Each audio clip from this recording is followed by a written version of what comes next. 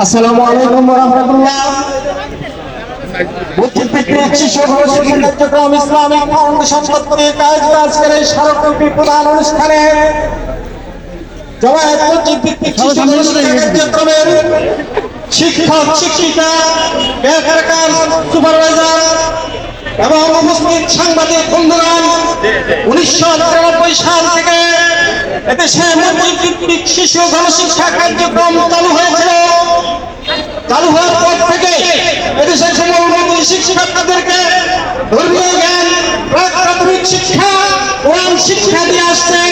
সাথে সাথে বাংলাদেশ থেকে জঙ্গিবাদ নির্মূল, বাল্যবিবাহ নির্মূল, সন্ত্রাস, জঙ্গিবাদ সহ সরকার বিরোধী, দেশ বিরোধী, রাষ্ট্রদ্রোহী যত কার্যক্রম চালু হয়েছিল সাফল্যের বিরুদ্ধে এই বুদ্ধিবৃত্তিক শিশু গণশিক্ষা কার্যক্রমের সকল শিক্ষিকা এবং আমাদেরকে নিয়ে আমরা মাঠে ময়দানে কাজ করেছি। এদেশ থেকে জঙ্গিবাদ নির্মূল হয়েছে।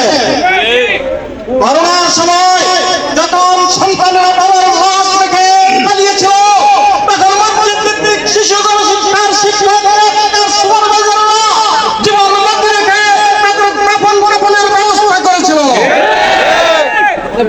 আমরা 1994 সাল থেকে বুদ্ধিবৃত্তিক শিশু গণশিক্ষা কার্যক্রমের সেভাবে প্রবৃত্তি পাস করতে হবে।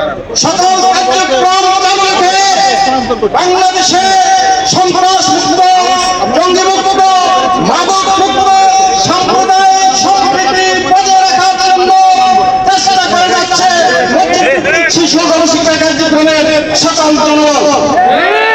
আমরা দুঃখ পরিতাপের সহিত বলছি, 1993 সাল থেকে চালু হয় প্রকল্পটি 100% সফল প্রকল্প হিসাবে